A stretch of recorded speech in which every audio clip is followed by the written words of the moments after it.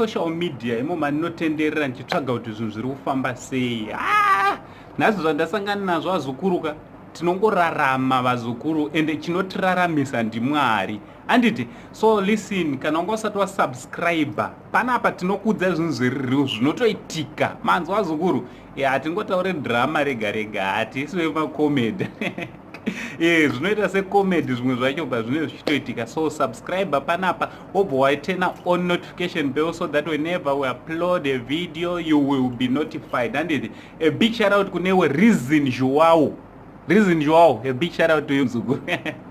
Anditi, macomments enyu akatikoshera vazukuru. Anditi, right, mukutenderera kwandachita mastreets esocial media, handasanga nezvikukutu, ndambopinda nekumasowe, handimuri kuziva kuti nhasi china kudaizvi, katirikaiti mboenda kumasowe, so ndisandashandirwa zukuru.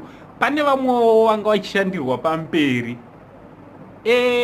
ava ndo vanga vachishandirwa. Kushandirwa here kana kuti vane vavanga vachida kuti vashandiwe, vashandwe.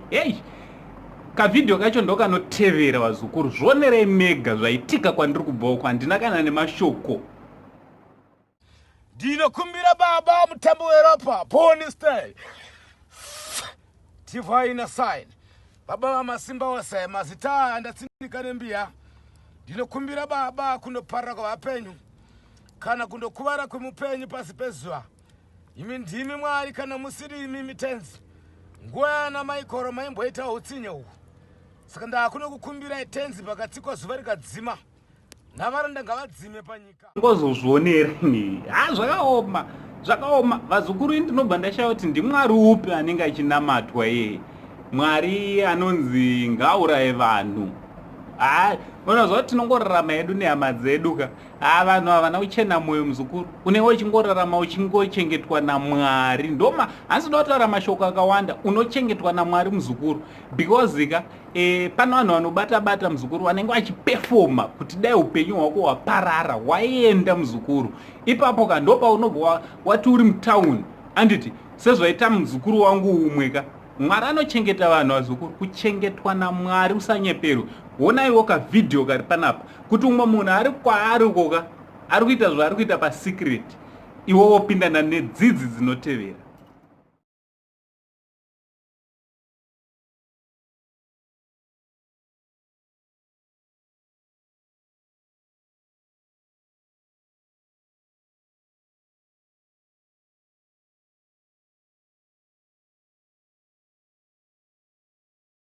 Ava ndiMwari vanochengeta vazukuru. Uyu ndiye anonzi Mwari chaiye.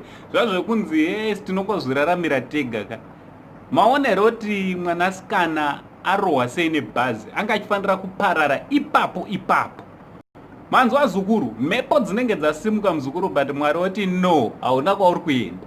So ndoda kungokuudza muzukuru kuti zonika hatichikidzirwe nevanhu ava. Kana nguva isati yakwana hauna kwaunoenda muzukuru. Tichiri toripo ende upenyu hwedu uchitoendera mberi until tasvika paMwari pavanoti apa ndopa zvagumira.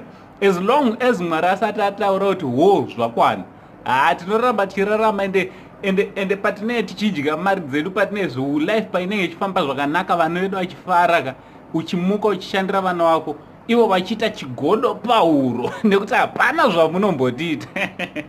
Hapana zvaunoitwa muzukuru. Anditi, hapana zvaunoitwa muzukuru. Ndofunga mangozvionera mega kadhirama kari panapa. Anditi, so what do you think? Ngataurira nekumacomments, mumbotiudza kuti munofungeiwo netumavideos twandauya natwo vazukuru.